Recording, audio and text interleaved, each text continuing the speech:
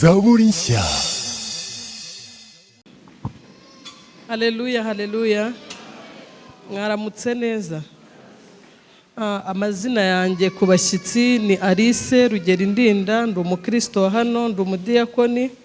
Nejejwe n'Imana mutima wanjye ko impaye akanya ko kugira ngo tuganire.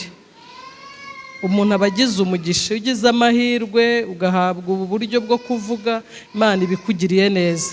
Ubwo rero n'abakozi b'Imana bampaye umwanya, Imana ibaha umugisha, kandi ndizera ko mu minota 30 mfite icyo Imana yashyize ku mutima wanjye tukiganira. Haleluya, haleluya. Tugiye gusoma mu gitabo cy'umuhanuzi Ezekiel ibice 33. Umuhanuzi Ezekiel ibice 33. Bakimara kumbwira ko tuzaganira, niryo jambo numvise Imana ishyize ku mutima wanjye, kandi nabisengeye kugira ngo iri jambo muze kuryumva. Mbese usibye ko ijambo ryo nta nubwo barisengera, Bibiliya avuga ngo ni inkota ityaye ifite ubugi, kandi ngo ntirizasubirayo ridakoze umurimo warizanye. Ubwo rero hari impamvu iri jambo ryaje, uwo mwana bamucecekeshe. Reka dusome niba mwahageze. Ezekiel ibice 33 guhera ku murongo, n'ahantu bavuga ngo umurimo w'umurinzi wo kuburira abantu. Tugiye guhera ku murongo wa mbere. Umutwe w'ijambo nawise ngo Imana yadutumye kuburira abantu. Haleluya. Imana yadutumye kuburira abantu, niryo jambo numvise rifite imbaraga muri iki gitondo, kandi ndizera ko Imana iri burisobanure. Reka dusome Ezekiel ibice 33, ngiye guhera ku murongo wa mbere. Haravuga ngo Ezekiel ibice 33 ni ku rupapuro rwa 804. Nutahageza atega amatwi, ndasoma nitonze. Haranditse ngo, maze ijambo ry'Uwiteka rinzaho riti, mwana w'umuntu, uvugane n'ab'ubwoko bwawe, ubabwire uti, ninteza igihugu inkota, abantu bo mu gihugu bakishakamo umuntu ngo bamugire umurinzi, nabona inkota ije iteye igihugu, akavuza impanda ngo aburire abantu, maze uzumva ijwi ry'impanda wese ntiyite ku mbuzi, inkota yaza ikamurimbura, amaraso ye aba ari we azabazwa, kuko yumvise ijwi ry'impanda ariko ntiyita ku mbuzi, amaraso ye aba ari we azabazwa, ariko iyo yumvira imbuzi aba yarakijije ubugingo bwe. Umurongo wa 6, ariko umurinzi nabona inkota ije ntavuze impanda, rubanda ntiruburirwe, inkota niza ikagira umuntu irimbura wo muri bo, azaba arimburiwe mu bibi bye, ariko amaraso ye nzayabaza uwo murinzi. Nuko rero mwana w'umuntu, nagushyireho kuba umurinzi w'umuryango wa Isirayeli. Nuko wumva ijambo riva mu kanwa kanjye, nuko wumva ijambo riva ku kanwa kanjye, ubanyihanangirize. Nimbwira umunyabyaha nti, wa munyabyaha we, gupfa kuzapfa, maze nawe ntugire icyo uvuga cyo kuburira umunyabyaha ngo ave mu nzira ye, uwo munyabyaha azapfa azize ibyaha bye, ariko amaraso ye ni wowe nzayabaza. Ariko nuburira umunyabyaha ngo ahindukire ave mu nzira ye, nadahindukira ngo ave mu nzira ye, azapfa azize ibyaha bye, ariko weho uzaba ukijije ubugingo bwawe.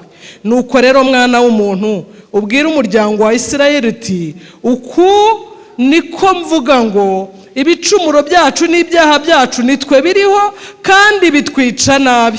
None se twabasha dute kubaho?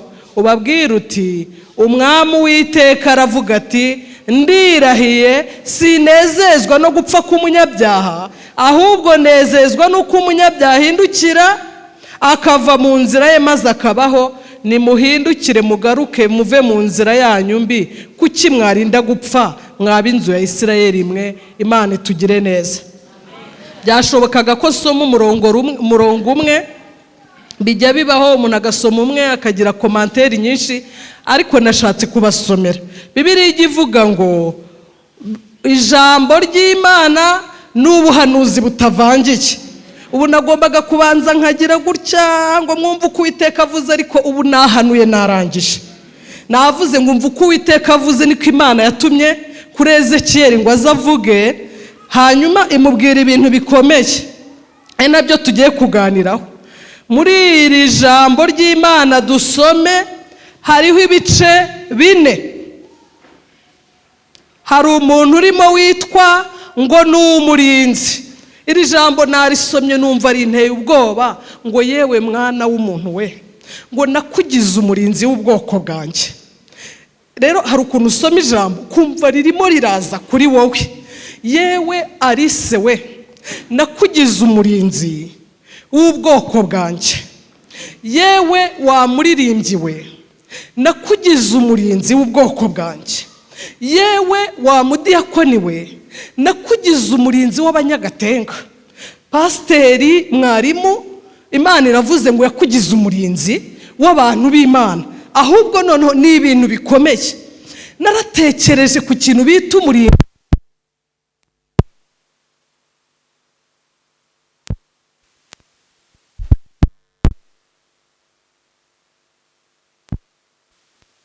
Gusinzira kuko ni umuzamu, kandi twakinguye tumutunguye ku myaka. Ntabwo afite imyaka myinshi, ariko sanga aho yicara hafi y'urugi, aho ashinzwe gucunga umutekano w'ibiri muri urwo rugo w'abantu bahari, arakanuye.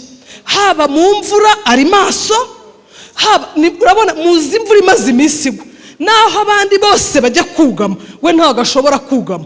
Hari n'igihe namubwiye ntese ngo uhereze umutaka ngo wihoreye, bo n'imvura iri kugwa. Hari igihe mba numva afite impungenge nkavuga si umuntu ko mbana no mu myaka muruta, ubararakanuye yicaye, ariko aho umutunguriye usanga ahagaze arimo azenguruka kubera yuko yashinzwe uburinzi.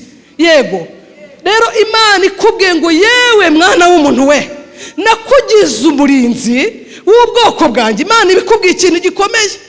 Noneho ngo Imana imaze kubwira Ezekiyeli, yaramubwiye ngo noneho ujye wumva ibyo mbagutumyeho, ugende ubanyihanangirize. Niwo murimo yarahawe ukomeye.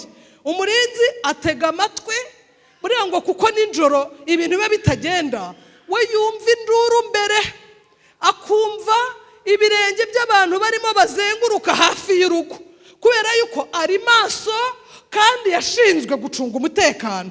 Imana itugire neza. Ubwo rero ikintu cya mbere ni uko yari yaragizwe umurinzi w'ubwoko bw'Imana. We yenda bamubwiye ngo ni umurinzi w'ubwoko bwa Isirayeli, ntabwo turi muri Isirayeli. Imana yangize umurinzi w'ubwoko bw'Imana. Ntabwo nzi aho imbago zanjye zitangirira n'aho zigarukira, ariko mfite umurimo ukomeye wo kuba umurinzi no kuburira abantu. Ubwo nawe ku giti cyawe uri bwumve iby'Imana yaguhamagariye umunsi yakuzanaga mu nzu y'Imana. Ubwo uwo nguwo ni umuntu wa mbere. Noneho rero afite ikibazo gikomeye, ngo nuramuka ubyumvise ngo ugaceceka, ngo abantu banjye bagapfa bazize ibyaha, ngo nibyo koko bazaba barimbutse, ngo ariko ubugingo bwabo nzabukubaza.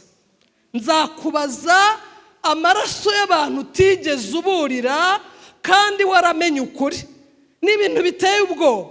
Wowe wamenye ko ibyaha byica, unezezwa no kwicara mu nzu y'Imana, ukajya wirirwa ubyina ngo kwa Yesu ni amani, ariko ntacyo wigeze ukora ngo ugire umunyabyaha uburira.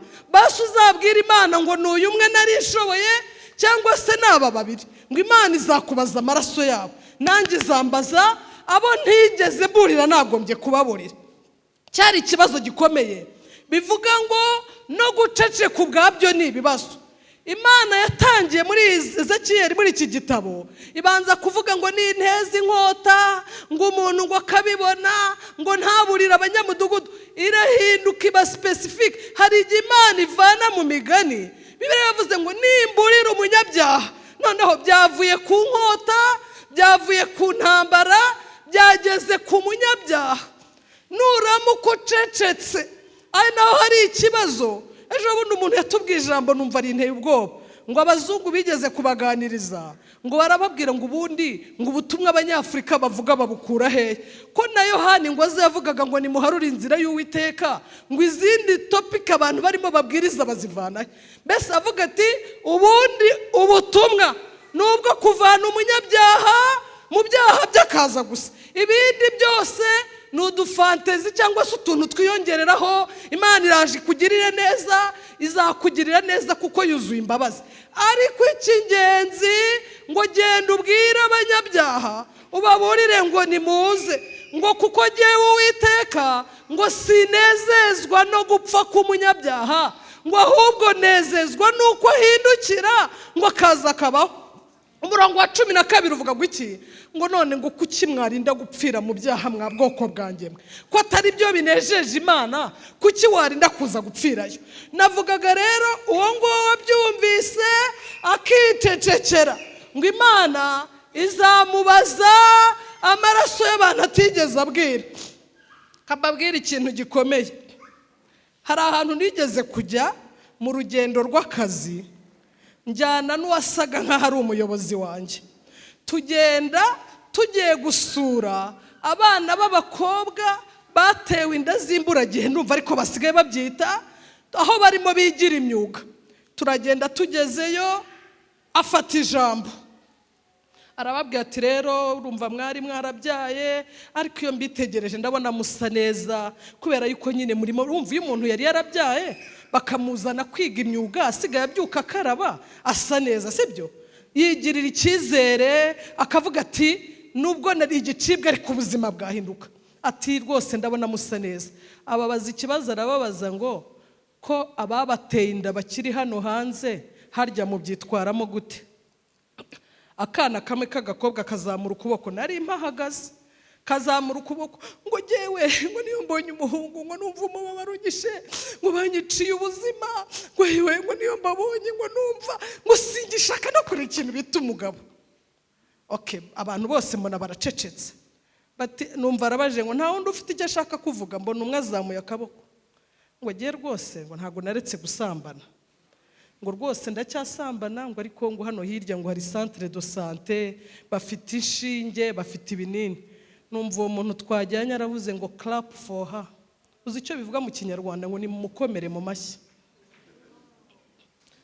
Uwo bakomeraga uwavuze ko atagisambana nta wigeze amukomera mu mashyi. Uwavuze ko agisambana ariko ko ajya kuri centre de santé ko hari inshinge hari ibinini, ahita avuga ati clap for her. Mpita numva igifu kiramfashe. Noneho mu mutwe ndavuga ngo nimva hano ntavuze Imana izambaza amaraso y'aba bana. Kandi nari kumwe n'umuyobozi wanjye, ariko igifu cyaramfashe singiye kubabeshya. Numva Imana ivuganye nanjye ngo ntuve hano utavuze. Ndamubwira ngo wakwihangana ukajya mu modoka ko hari aka message nshaka guha bano bana. Aragenda ajya mu modoka, ndabwa nti yemwe ba ntubu niyambuye ikanzu y'akazi, niyambuye imyambaro y'ibindi, ntubu noneho mubona mpagaze imbere yanyu nambaye ikanzu y'umukristo, nambaye ikanzu y'umubyeyi ufite abana bangana namwe. Ndavuga uwo munsi nabwe numva mu minota mike mfite, ndamutse mvuye imbere yanyu ntavuze Imana yazambaza amaraso yanyu. Ndabwa ni nta musambanyi uzinjira mu ijuru, waba watwise cyangwa se utatwise, ntabwo ari cyo kibazo. Ndababwira nti wenda umunsi wa mbere mwabyaye byiswe impanuka, ubu noneho nukomeza gusambana uzitwa indaya ku musozi. Kandi Imana kuba warabyaye ntibyari buzakubuze kuzitwa nyampinga ngo uzongere umubyeyi nawe Imana ikugire neza. Ndababwira nti rero nubwo itegeko ryavuga ngo nutwita mbere y'imyaka 18 ngo uzagende inda bayivanemo, mbabwira ijambo riteye ubwoba, ni muzi interahamwe zishe Abanyarwanda. Wowe none uhera ku mwana wo mu nda yawe, niko nababwiye ni none wowe uhera ku mwana ukuri mu nda, wowe none uri interahamwe iruta abandi, uzica benshi kuko wahereye ku maraso yawe. Nuko ndababwira nti rero ntabwo mbabwira ngo mugende musambane, birashoboka ko iyo umuntu asenga Imana imuha imbaraga zo kunesha. Urwo ni urugero natanze, ariko numvaga nimpava ntavuze kuzongera kujya gusubirayo gushaka abo bana. Imana izambaza amaraso yabo. Urumva bari bambonye imbere yabo, usambanye baramubwiye bati koma mu mashini wabikora neza, ntabwo nari buze kuhava. Bibiliya ivuga ngo iki? Ngo niwumva imbuzi, ngo kumva bikugezeho, ngo ugaceceka, ngo Imana izakubaza amaraso yabo. Nahavuye nkarabye nabwo ntiyemwe bana banjye mwe nifite abana bangana namwe, izi nama mbahaye nizo nagahaye abana nabyaye. Mbakarabiye mu ntoki, uwo bizabaho azamenye ko ari se yigeze kuvugana nawe. Ubwo aho ngomba ndatambutse.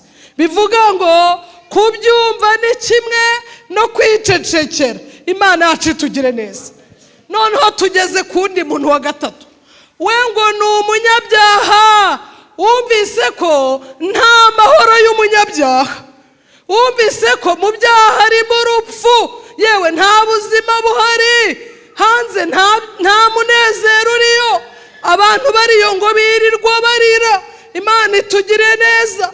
Ni mu marira birirwa bavuga yo menya natwise ni mumpe bya binini bita ngo niba ari randome niba ari dirandome, ngo hari ibinini babaha ngo inda ngo niba yanaje mihita ivamo. Yewe hanze bararushye, nimubona twibereye mu nzu y'Imana tubyina, mujye mwibuka ko hanze abantu barushye. Abagabo bariyo bararushye, abagore bariyo bararushye, birirwa babayeho nabi, inzoga zarabishe, inkoni zigiye kubica, kandi nta kindi wabakorera uretse gusohoka ukavuza induru. Kera aho twajyaga tunagenda tugatera intebe mu isoko, nta kindi kitujyanye ari ukujya kuburira abanyabyaha. Wenda ubusinzi niba byakoroha, ariko nicyo konseri zo hanze zajyaga zimara. Hari umupasiteri ujya uvuga ngo kubwiriza mu rusengero ngo ni nko kuroba ifi ngo iri muri firigo, ariko naha habamo abaza bari abanyabyaha. Wowe n'umutima wawe urabizi, ariko nibishoboka no hanze tuzasohoka tuvuge, dufate za mikrofone, dutumize amakonseri yo ku cyumweru, turarika abantu. Buriya kwa kundi uzabona mu iteraniro turi muri konseri, ukabona turi kuzenguruka tureba umuntu tuti wenda niba adakijijwe tumuha amahirwe aze yicare, wenda wasanga uri munsi we wa nyuma, cyangwa se umunsi Imana igambiriye kuba yamuha agakiza. Ariko Imana yadutumye kuburira abantu ngo tubabwire bave mu byaha. Noneho hano hari icya gatatu nicyo narigezeho. Umuntu ngo yumvise ariko yanze kumva imbuzi, niko birayavuze. Ni umunyabyaha, ubutumwa bwiza bwamugezeho, ariko ngo yanze imbuzi. Bibiliya ikavuga ngo iki? Ngo uwo nguwo azapfa azize ibicumuro bye, ariko amaraso ye ntabwo nzayakubaza. Imana yacu tugire neza. Hari agatekerezo bajyaga bavuga ngo igihe kimwe ngo impyisi yigeze gutera ahantu ku musozi. Wenda mbivuze kubyumva biragoye kuko tudatuye mu mashyamba, ariko ngo higeze gutera impyisi ahantu ku musozi. Abandi bavuga bati yemwe impyisi yateye ku musozi, muramenye ntimuze gusohoka mu nzu. Ngo bari barababwiye amasaha batazajya basohoka. Bati yemwe abantu bose ngo barabyumva. None ngo harimo umuntu umwe ngo wakundaga itabi. Ye baba we ngo aguma mu nzu ngo agatima k'itabi kakajya kagira gutya. Ngo abantu banyweye itabi sinigeze ninywa, bajya bavuga ngo biragoye kurireka, ngo bayumva ngo ninda yenda kuvamo. Ahari ni kimwe n'uwasambanye, ahari ni kimwe n'umujura, ariko ngo agatima kararehareshye yumva kagiye kuvamo. Ngo arangije aravuga ati nukuraho kugira ngo mpfe, ngiye gukingura ngende ngura agatabi vuba ngaruke subire mu nzu. Ngo abaye akikoza hanze akubitana n'impyisi yabuze abandi irya, ngo ihita imwica, ariko imukora n'akandi gashya, ngo imurya ugutwi, ngo udutwi igenda ituvanaho.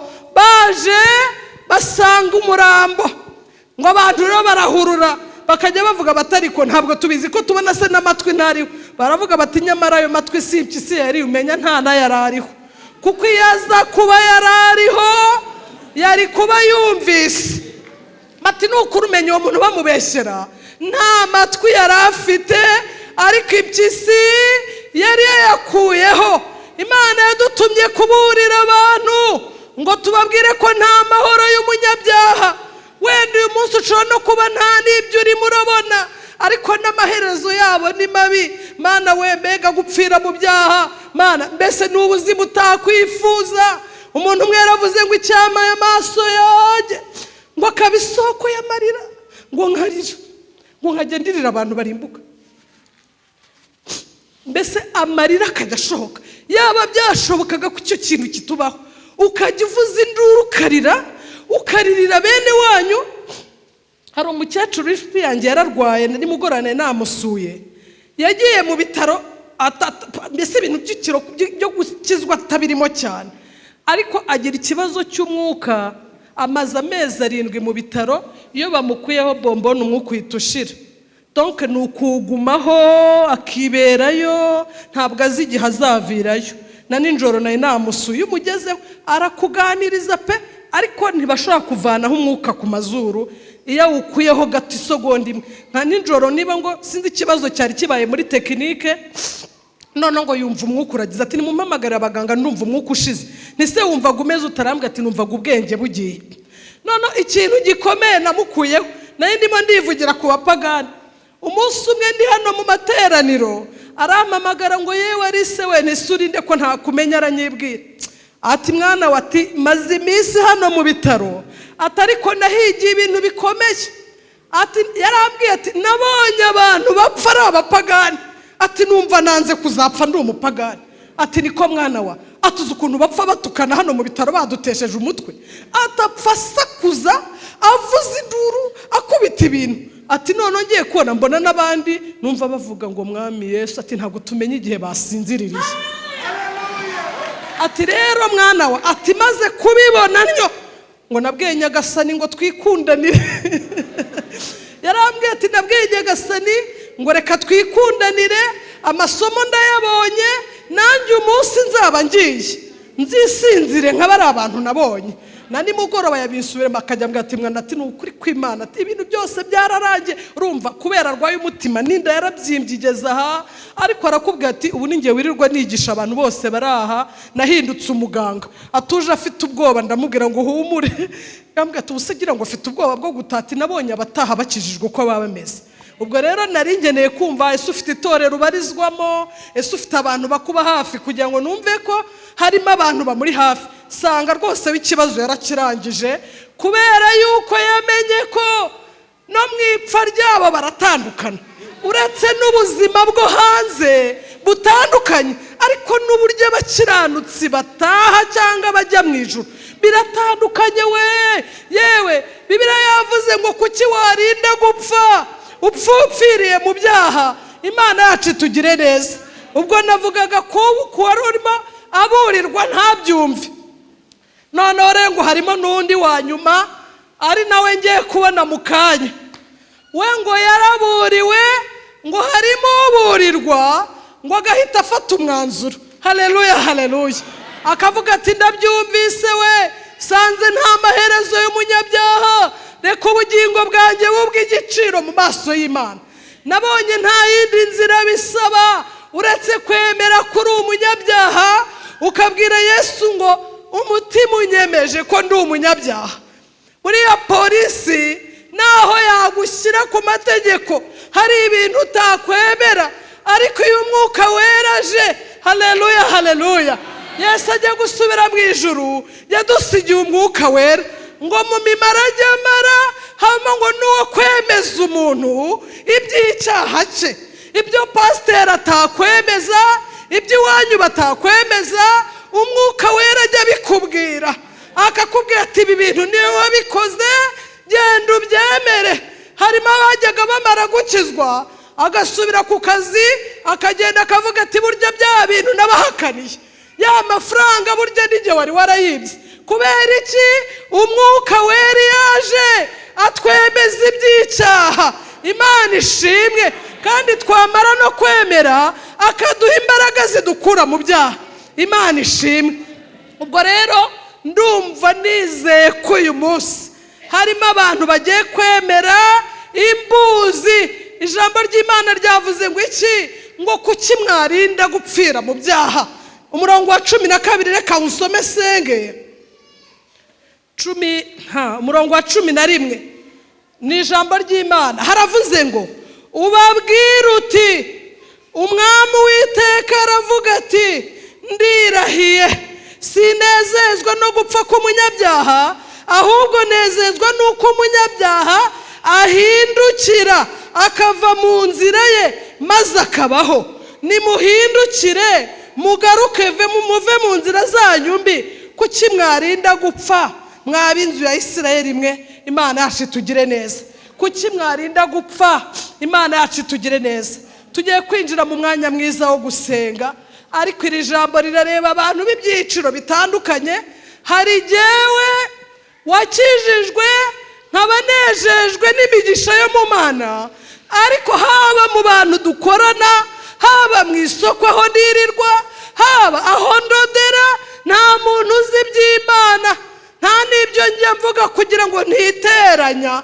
Waricecekeye ngo icyangombwa ni ubugingo bwawe, ariko Imana izakubaza amaraso y'abantu utigeze ubwira iby'Imana. Umenya hari abo biyobera, hari abantu tujya ducaho hariya ku isoko ugasanga yahagaze. Hari igihe njya mucaho nkareba nkavuga se Mana ntuzantume ku isoko rwose.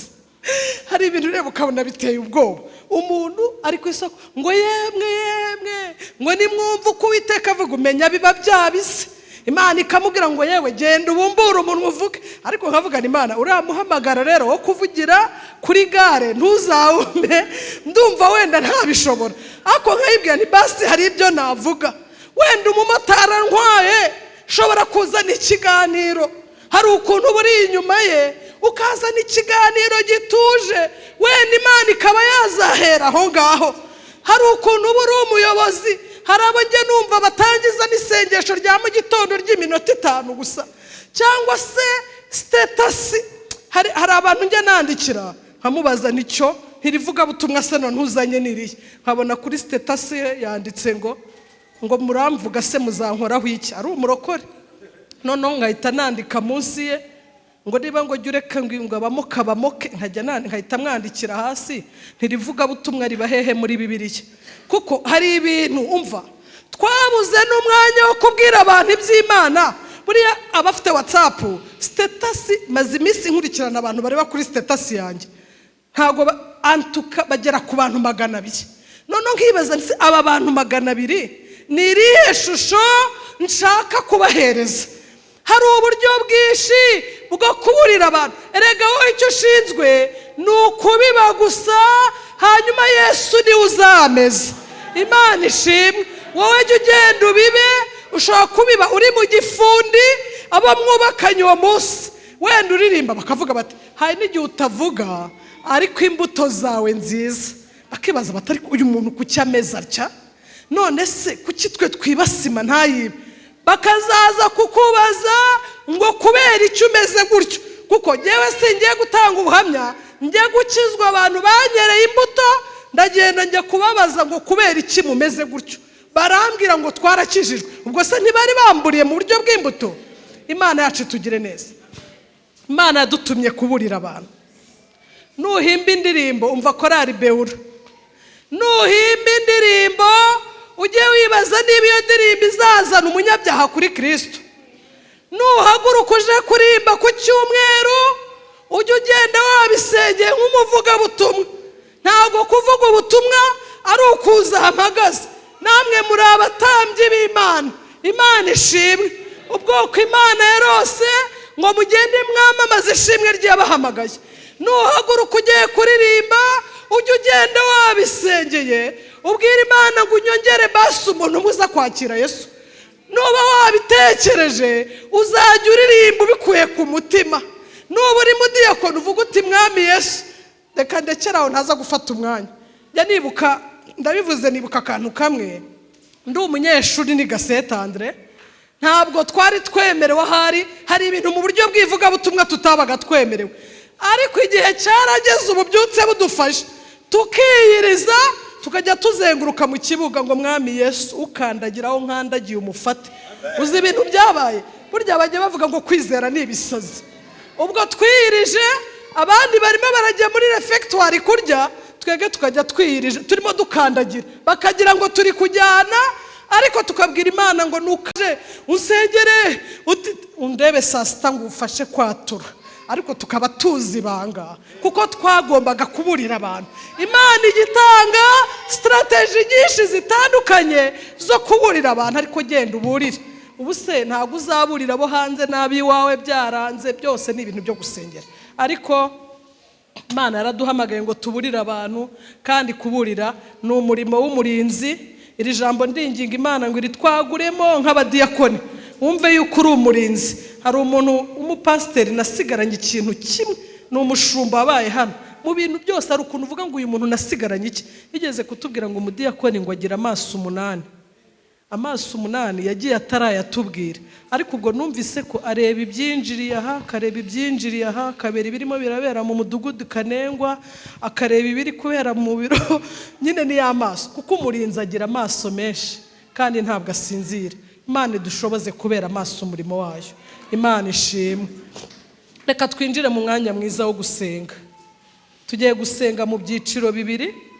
Icyiciro cya mbere ni cya wa muntu wumvise imbuzi umwuka wera, kuko sijye wakaba mwemeje ko ari umunyabyaha, koko akwiriye gufata umwanzuro uyu munsi kugira ngo nawe atazarimbuka. Umuririmbyi yaravuze ngo impanuka y'imodoka ngo ntabwo ari yo mpanuka gusa, ngo no gupfa udafite Yesu ngo iyo ngiyo ngo nayo ni impanuka. Hari umuntu uri muri iri teraniro, ndinginga mwarimu abanyegera wenda aramfasha, ariko nagira ngo ndebe niba hari umuntu wumva umwuka wera bitegetse. Ngewe umurimo wanjye wo kubura ndawurangije, ariko nabwo sinakwishimira ko nawe uzapfa uzize kutumvise. Hariho umuntu uhari ngo azamure ikiganza tumufashe gusenga. Niwe wenyine ubyiyumvamo, kuko ntabwo keretse nuwazana ribu ntabwo yabigutegeka, ariko wowe umwuka wera arakubwira ngo umva munyabyaha we, ngo Yesu ko akuburira ngo sigaho gukinisha ubugingo n'urupfu. Reka ngire mwarimu adufashe muri uwo mwanya. Turasengera bihana bwa mbere, niturangiza twisengere nk'abakristo. Imana itwigisha uburyo bwo kuburira, iduha imbaraga tugende. Hari ukuntu twajyaga tugera mu materaniro bakaba barakubwiye ngo nibura muri buri teraniro ngo ujye uza wararitse umushyitsi umwe. Uheruka kugira umuntu ariko ukamuzana mu nzu y'Imana, ukamwinginga ngo uzambere umushyitsi, wenda wazagira amahirwe akazajya ku gice akabatizwa. Hari uburyo bwinshi, ariko nicyo ngicyo Imana yaguhamagariye. Imana iduhana umugisha. Murakoze.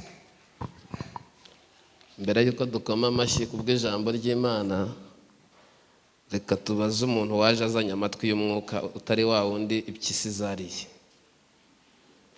Arambura ikiganza tumufashe gusenga. Hari abantu ubutumwa burakomeye bureba natwe twese, n'abantu benshi baratubwira ati mwaduhaye kubwiriza, ariko kubwiriza hano nabo twabwirije, abubwiriza nabo twabwirije. Ubundi kubwiriza twakagombye kujya mu muhanda nk'ubu ngubu abantu bari muri siporo tukabwira ko Yesu nawe ari umwami. Ndagira ngo rero dufashe abantu bashaka ko tubasengera barambura ibiganza tubafashe. Imana iguha umugisha. Imana iguha umugisha. Twese duha. Reka sabe twese duhaguruke. Nyamara iri jambo ry'Imana ni ijambo rifite imbaraga.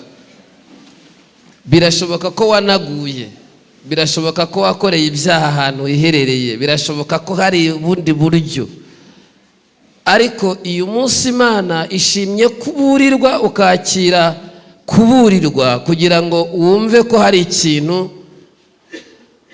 Imana ihindura imibereho yawe ukuntu. Urambura ikiganza cyawe.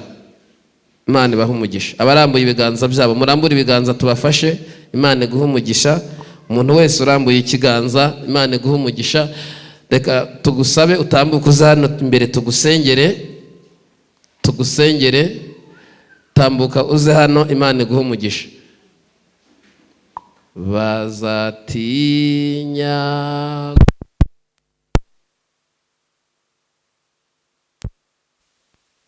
ahinduka ubwoba busa n'ukwiyambura iyo myambaro mibi Yesu akwambikiyeyo kwe ogejwe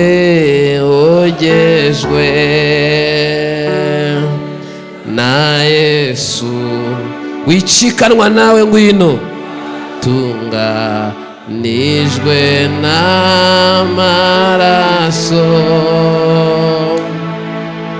hari ubwo yakuhagije amaraso mesi imyambaro yawe irera. Sinzi niba nta wundi waba ucikanwa, twari tugifite igihe cyo kukubwira ngo gwino tugusengere.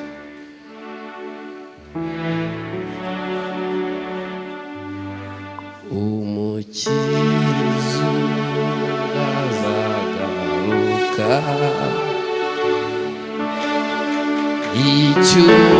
icyubahiro cy'ubwiza bwe, abatari beswa bazinjiriwe mu birori by'ubukwe, ogejwe. Kadusabe umushumba wacu adusengere.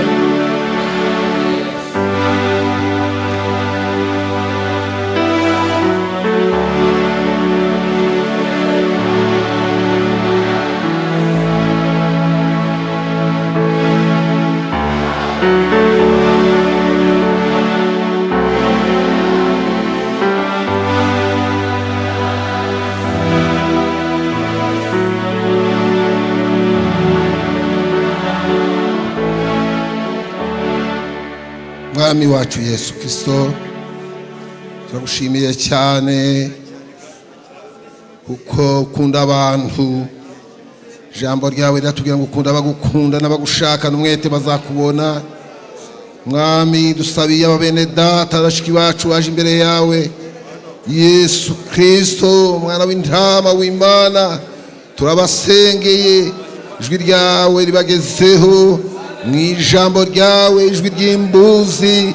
Urababuriye Kristo Yesu uri mwiza, urababuriye ngo bahunge umujinya uzatera, bave mu byaha bahindukire baze bagusange. Turagushimiye Kristo Yesu, ijwi ryawe ni ryiza, rihamagara abantu ngo baze bagusange. Wavuze yuko abarushe bose n'abaremerewe bagomba kuza ahuri bakabaruhura, bakemera kuba abagaragu bawe Kristo Yesu. Bemera kuba abagaragu bawe bakakwigiraho. Yesu ni wowe mugwaneza woroheje mu mutima, nabo barumva bakeneye kwakira ubuhukiro mu mitima yabo, kugukorera ntabwo biruhije Yesu. Haleluya, mutwaro wawe turemereye, niyo mpamvu bahamagara. Bababarire rwose, ubeze, ubakureho ibyaha n'ibicumuro. Ubuhagize ijambo ryawe amaze kumva, ubuhagize amaraso yawe igiciro kinini. Mwuka wera ze muri bo, turabasengeye mu izina rya Yesu. Ubeze, winjize mu bwere bwawe, ubahindure ibyaremwe bishya, ibya kera bikurweho none bihinduke bibe bishya. Yesu, turagushimiye cyane. Ubandike mu gitabo cy'ubugingo, ushyira ibyishimo muri bo n'umunezero, banezerwa akiza kawe wagabiye. Tugukuriye ubwatsi Yesu, tugushimira kuko ibyo ukora ni byiza, ibyo ukora ni byiza, ibyo ukora ni byiza. Ijwi ryawe rirumvikanye muri iki gitondo, tubisenze dutyo mu izina rya Yesu, umwami n'umukiza wacu. Amen.